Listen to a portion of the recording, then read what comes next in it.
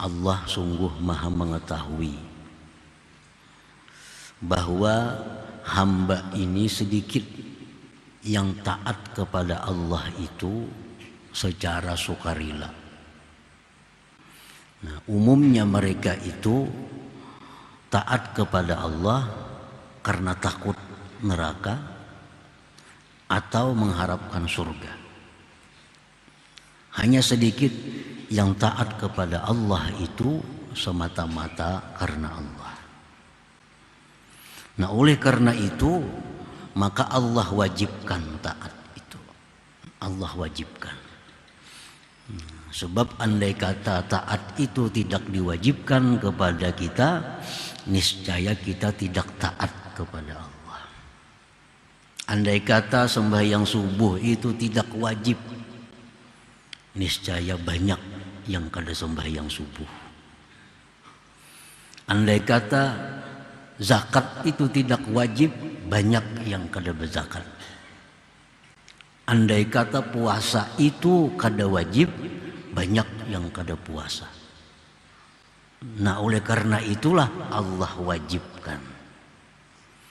Wajib itu artinya bila kita melakukan dapat ganjaran pahala, tapi bila kita tinggalkan kita akan dapat hukuman atau siksa dari Allah Subhanahu wa ta'ala. Nah, para muhibbin rahimakumullah, Allah Subhanahu wa ta'ala berfirman, "Wa may yuti'illah wa rasulah yudkhilhu jannatin tajri min tahtihal anhar wa may yatawalla yu'adzibhu azaban alima." Barang siapa taat kepada Allah dan Rasul, Allah masukkan dia ke dalam surga yang mengalir di bawahnya sungai-sungai. Barang siapa yang berpaling tidak taat kepada Allah dan Rasul, maka dia akan mengazabnya azab yang pedih. Jadi urusan taat kepada Allah ini diancam dulu hanya mau taat. Nah, diiming-imingi dulu lawan surga hanya mau taat. Nah, jakanya sadar sukarela kita taat kepada Allah, Allah kada akan mewajibkan taat itu. Jakanya kita nih sadar, tahu diri, tahu Tuhan, niscaya Allah kada mewajibkan zuhur asar kepada kita. Pesarah nak sembahyang kada. Tapi karena kita ini banyak menuruti hawa nafsu, sibuk dengan duniawi, lalu Allah wajibkan supaya kita teratur, supaya kita melazimi perbuatan taat kepada Allah Subhanahu wa ta'ala itu. Contoh yang Allah tidak mewajibkan, sembahyang tahajud contohnya. Allah kada mewajibkan.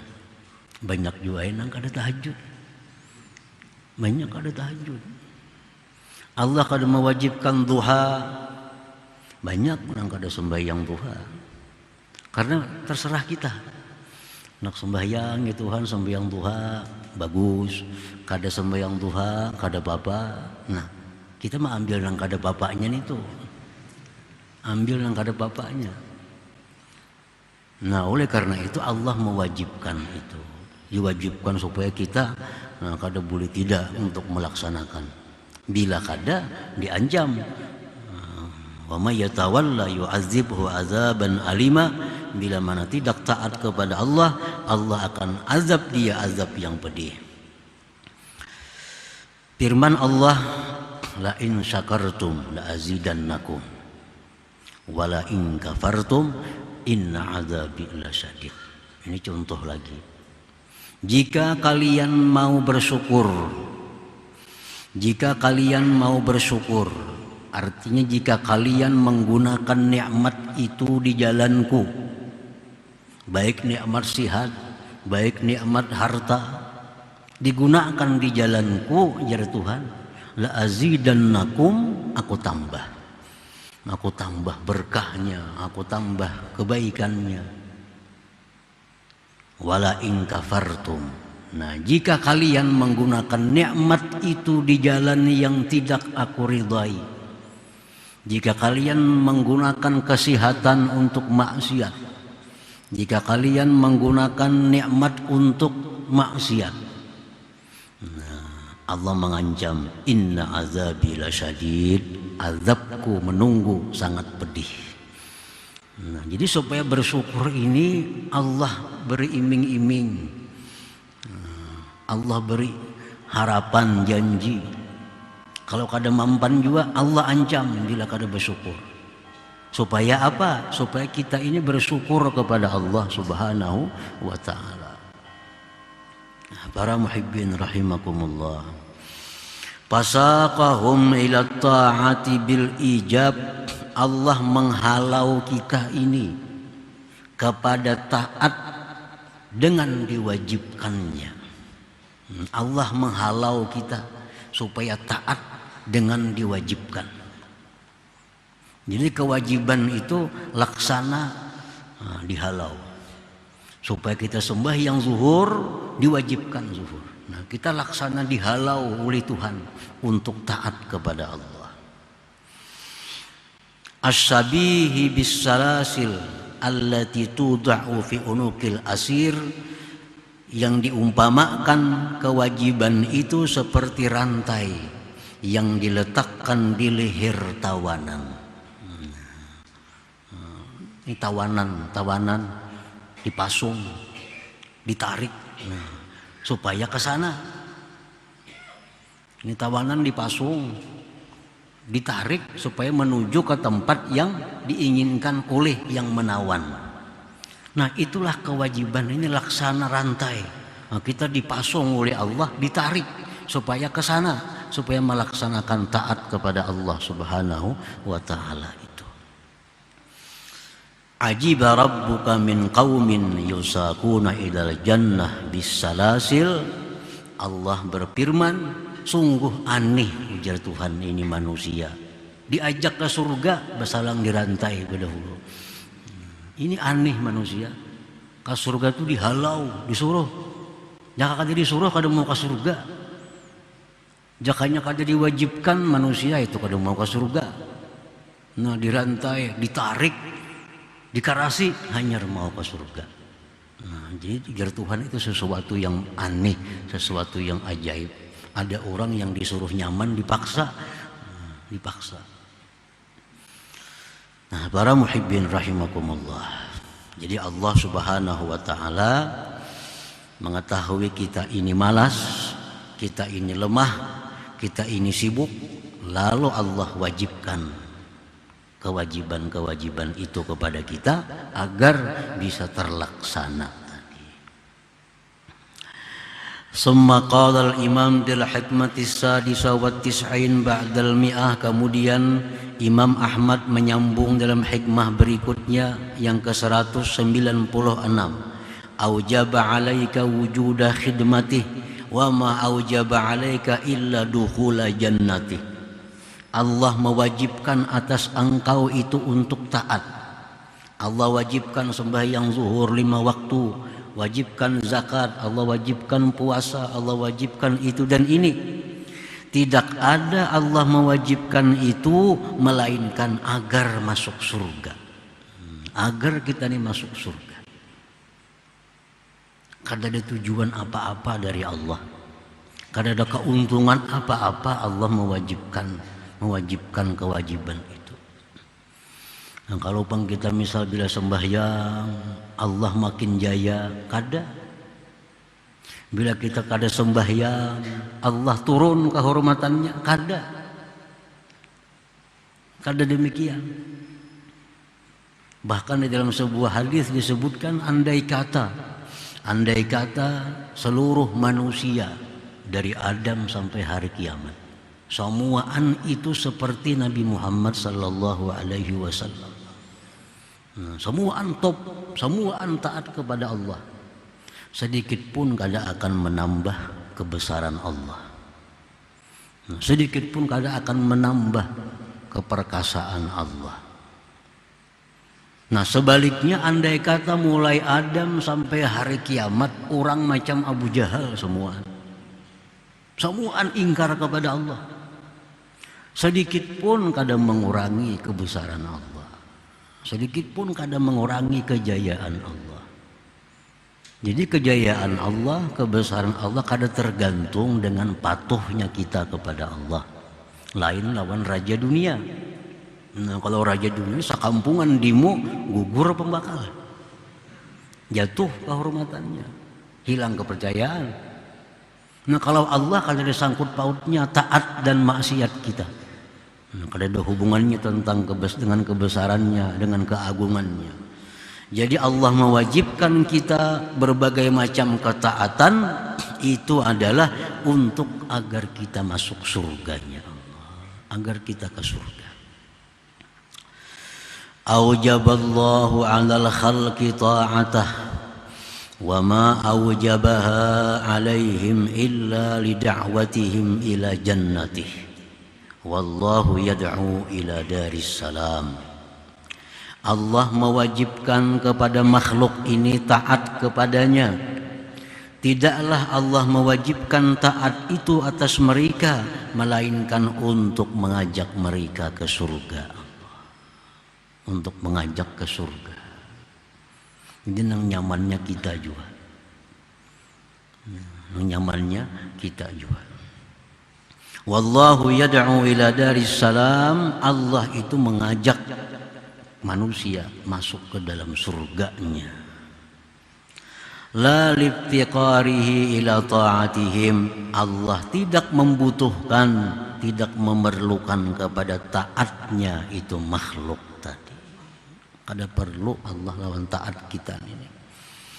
Nah makanya salah satu sifat yang membahayakan seseorang adalah idlal. Idlal itu apa artinya? Merasa berjasa lawan Tuhan. Nah ini menggugurkan amal. Nah, merasa berjasa dengan Tuhan. Inya sudah taat kepada Allah, inya membela agama Allah, inya berjuang meninggikan kalimat Allah, lalu inya ada merasa berjasa lawan Tuhan. Nah ini idlal. Idlal ini yuhbitul amal, menggugurkan amal. Jadi amal ibadah yang kita lakukan, kalau kita anggap kita ini merasa berbuat baik, merasa berjasa kepada Allah, itu menggugurkan amal. Tandanya orang yang idlal itu adalah merasa aneh kalau dia dapat musibah, merasa aneh kalau dia berdoa tidak dikabulkan oleh Allah. Itu tanda orang yang idlal. Heran karena musibah, maka aku bisukan membaca ratib, kemarian membaca ratib juga, masih aja dapat musibah, ada apa? Nah ini orang idlal. Inya merasa dengan membaca ratib itu rasa sudah berjasa di sisi Allah, rasa dianggap dipelihara, dijaga oleh Tuhan. Nah ini idlal. Ingin taat kepada Allah, berdoa, kada kabul doanya, dalam hatinya aneh, kenapa Tuhan kada ngabulkan doa? Maka aku asal kada ada berbuat maksiat. Nah ini idlal, itu menggugurkan amal kebaikan. Padahal kita berdoa, kita kada berdoa, Allah kada ada urusan, kada ada keperluan. Jadi semata-mata Allah itu menyuruh kita melakukan ini, melarang kita melakukan itu, supaya kita masuk surga. Supaya masuk surga, bukan karena Allah perlu, bukan karena Allah berhajat lawan taat kita itu. Allah berfirman, ya ayyuhan nas antumul fuqara'u ilallah wallahu huwal ghaniyyul hamid. Wahai manusia, kalian itu berhajat kepada Allah. Siapapun manusia, yang kaya, yang miskin, rakyat, raja, semuaan perlu kepada Allah itu. Nah, sedangkan Allah huwal ghani, yang maha kaya, al-hamid, lagi terpuji. Nah, para muhibbin rahimakumullah. Qala Syekh Zarruq rahimahullah, wan nasu salasatun rajulun anhadathu lil ibadati wal khidmah mahdul ubudiyah wa haqqul khidmah wa hadza hurrun kamil. Manusia itu ada terbagi tiga. Pertama, orang yang beribadah kepada Allah Subhanahu wa ta'ala semata-mata melaksanakan tugasnya selaku hamba Allah, tidak ada yang lain dari itu. Inya beribadah kepada Allah ini semata-mata karena dia hamba Allah. Dia yang dicipta oleh Allah, dia yang dipelihara oleh Allah, dia yang diberi rezeki oleh Allah, lalu dia mesti beribadah kepada Allah tanpa memandang kiri kanan, surga neraka. Dia beribadah semata-mata karena Allah. Nah, inilah orang yang merdeka, yang sempurna. Orang semacam inilah yang akan diberi Allah halawatul ibadah, manisnya ibadah. Nah, macam ini orang ini yang mendapatkan nikmatnya berzikir, nikmatnya baca Quran, nikmatnya sembahyang, karena dia merasa bahwa dia itu adalah melaksanakan kewajiban, melaksanakan hak kehambaannya kepada Allah Subhanahu wa ta'ala. Orang nang kada sarana diwajibkan, ibaratnya kada diwajibkan tetapnya sembahyang zuhur, asar, maghrib, isya, tetap berzakat, tetap puasa, walaupun kada diwajibkan oleh Allah, karena dia melakukan itu bukan karena wajib, tapi karena merasa harus melakukan itu karena dia hamba Allah. Andai kata Allah kada mengancam, tetap dilaksanakannya. Allah kada memberi iming-iming, tetap dilaksanakannya. Nah, ini orang yang hurrun kamil, orang yang merdeka, yang sempurna itu. Nyaba zakat memang karena ini harus berzakat. Kada perlu takut dengan neraka, menghadap surga. Ini adalah haknya sebagai hamba Allah. Nah, kalau kita bisa demikian, kita akan diberi Allah nikmatul ibadah, kenikmatan ibadah, lazzatul ibadah, kelezatan ibadah. Nah, disitulah orang-orang yang sembahyang malam 100 rakaat, sembahyang malam ada yang 500 rakaat, sembahyang malam ada yang lebih. Nah, karena mereka rasa nikmat, rasa lezat melakukan itu. Yang kedua, warajulun an hadatu laha husnuha aw husnu man nusibat lahu wa huwa muamilun biha. Yang kedua, orang yang beribadah kepada Allah itu didorong oleh baiknya ibadah atau didorong oleh baiknya namanya di sisi Allah. Rajin beribadah kepada Allah, bersemangat beribadah kepada Allah karena menjaga namanya di sisi Allah. Kan kalau orang beribadah itu namanya di sisi Allah, muti' orang yang taat kepada Allah, muhsin orang yang berbuat baik kepada Allah, al-muti' orang yang taat kepada Allah, as-salih orang yang salih. Itu nama-nama yang baik di sisi Allah. Nah, dia melakukan ibadah itu untuk menjaga nama itu. Nah, orang ini walaupun tidak diberi Allah lazzatul munajah, kelezatan munajat, tapi dia sudah bersemangat untuk ibadah itu. Ini paling takutan kalau namanya berubah di sisi Allah. Sekarang namanya di sisi Allah al-muti', orang yang taat. Dia takut namanya berubah menjadi al-asi, orang yang maksiat di sisi Allah. Nah, ini wahadza muridun salik, inilah orang-orang yang murid, orang-orang yang dalam perjalanan menuju kesempurnaan dirinya. Bersemangat beribadah bukan karena nyaman ibadah kada, tapi inya rajin beribadah untuk menjaga kehormatan dirinya di sisi Allah. Jangan sampai dimasukkan Allah dalam kelompok kiri, supaya dimasukkan Allah dalam kelompok kanan, ashabul yamin. Beribadah rajin, sembahyang rajin, padahal kada nyaman kada, cuma untuk menjaga itu. Nah, itu yang kedua. Yang ketiga, warajulun anhadahu ilaiha wujudu thawab wal iqab wa hadza min awamil muslimin. Yang ketiga, orang yang beribadah kepada Allah didorong, dibangkitkan oleh adanya janji pahala oleh Allah, didorong oleh ancaman siksa oleh Allah. Nah, ininya sembahyang takutan kada sembahyang. Kalau mati kafir gitu. Takutannya kada sembahyang kayaknya ada ular dalam kubur. Kan hadis Nabi tuh, orang kada sembahyang di kubur kena ada ular nang kayak leher unta. Nah, takutannya kada sembahyang. Karena bila kada sembahyang, jar Nabi, dalam kubur begitu dimasukkan ke kubur, ditutup, datang ular kayak leher unta, kepalanya 9.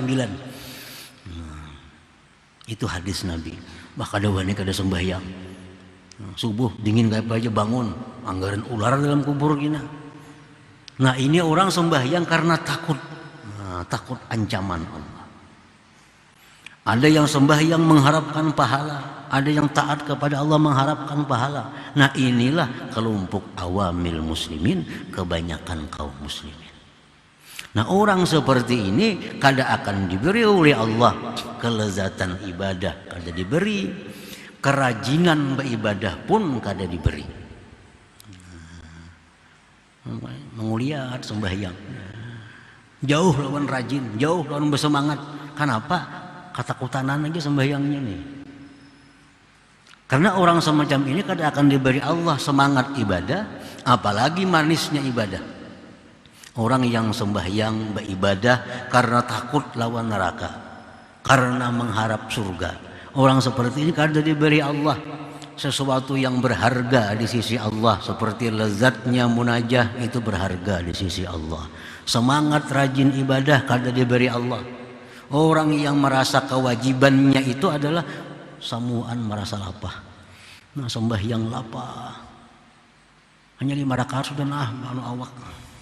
Berat sembahyang itu. Ya kayaknya kada wajib, dia kada sembahyang. Jadi jauh lawan bersemangat, apalagi lezat. Allah kada akan memberi itu. Nah, para muhibbin rahimakumullah, contoh mendekatkan paham kita kanak-kanak. Nah, kanak-kanak ini sakit nih, garing. Langkuitan ini meminumi obat. Nah, supaya sihat, anak-anak ini supaya sihat diminumi obat. Diiming-imingi, maka ikam nakai biar minum obat kena diberi ini, diberi itu, supaya mau minum obat. Si kanak-kanak nih kadang mau juga inya dirimpung, kanakan mamanya abahnya memasung supaya minum obat, padahal supaya sihat nih, kanak-kanak nih supaya sihat. Bila kada dirimpung maka hanyar kau minumi obat. Nah, itu kanak-kanak. Nah, kanak-kanak seperti itu maulah kuitannya orang tuanya memberi yang berharga. Maulah menunjuki permata berlian, apakah ikam pada mau lo? Ini kanak-kanak minum obat jadi paksa. Kanak-kanak umur 4 tahun, 3 tahun.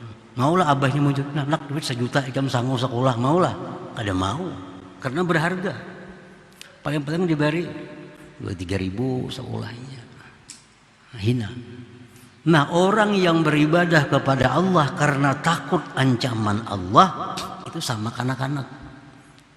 Sama kanak-kanak. Allah kada akan memberi kepada orang seperti itu sesuatu yang berharga di sisi Allah. Macam manisnya ibadah kada diberi Tuhan.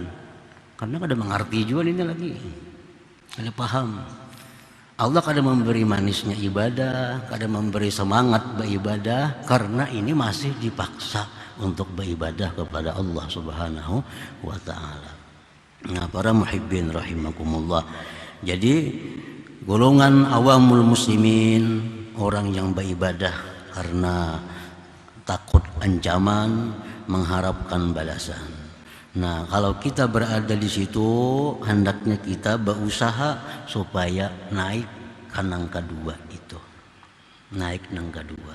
Kita beribadah kepada Allah, kita taat kepada Allah, supaya kita ini disebut Tuhan orang baik. Nah, bisa. Supaya kita disebut Tuhan hamba yang baik. Nah, bila kita itu sudah motivasinya, kita akan semangat beribadah. walaupun belum dapat lagi manisnya ibadah itu. Yang dapat manisnya ibadah itu orang yang sudah beribadah kepada Allah semata-mata karena Allah Subhanahu wa ta'ala.